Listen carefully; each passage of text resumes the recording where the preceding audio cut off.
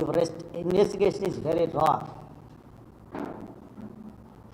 చాలా పెద్ద వాళ్ళు ఇన్వాల్వ్ అయ్యి ఉన్నారు. ఇవన్నీ ఉన్నాయి. సో దట్ ప్రవీణ్ పగడాలని హత్య చేశారు.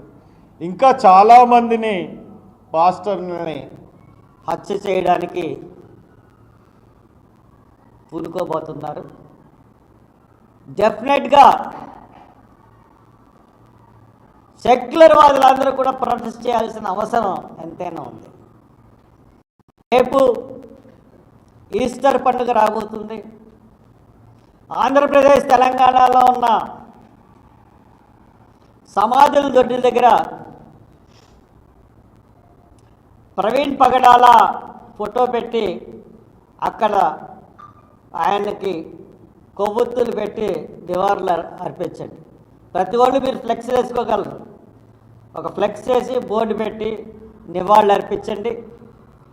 రాజమండ్రిలో ఆయన చనిపోయాడు కాబట్టి రాజమండ్రిలో శనివారం, గుడ్ ఫ్రైడే తర్వాత వచ్చే శనివారం సాయంత్రం 5 గంటల నుంచి 7 గంటల వరకు ఆయన ఎక్కడైతే చచ్చిపోయాడో అక్కడ ఒక ఫ్లెక్సీ పెట్టి అక్కడ కొవ్వొత్తులు వెలిగించాలని నిర్ణయించుకున్నాం.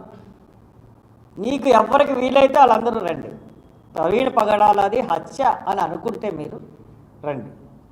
పోలీసులు మట్టుకు దీనికి ఆటం కల్పిస్తే పోలీసులే దోషులు అవుతారు. ఎంతమంది వస్తారో అన్నది చూడండి.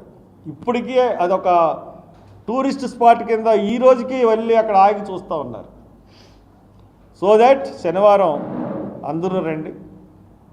తర్వాత కార్యక్రమం ఈ దాడుల గురించి ఏ విధంగా యాజిటేషన్ చేయాలన్నది మటుకు నేను కోరుకుంటాను. నేను డిజైన్ చేస్తాను. నేను ప్రజల్లోకి కూడా వెళ్తాను. Thank you very much. ఒక్కొక్కరు అడగండి. మీ దగ్గర ఆధారాలు ఉంటే మాకు చెప్పండి అని పదే వాళ్ళు అధికారులు చెప్పినప్పటికీ మీరు ఎందుకు స్పందించుకున్నంత ఆలస్యంగా మరి ఎవిడెన్స్ బయట పెట్టారండి? అప్పట్లోనే చెప్పాక 10 రోజులు ఇంకా మనకి ఎవిడెన్స్ రాలేదు. ఏమంటే ఇన్వెస్టిగేషన్ చేసింది ఎవరు?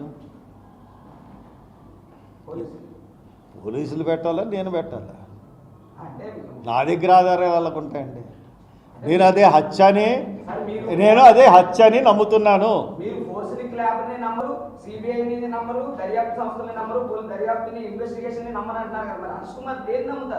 దేన్ని నమ్ముతారో చూపించాను కదండి.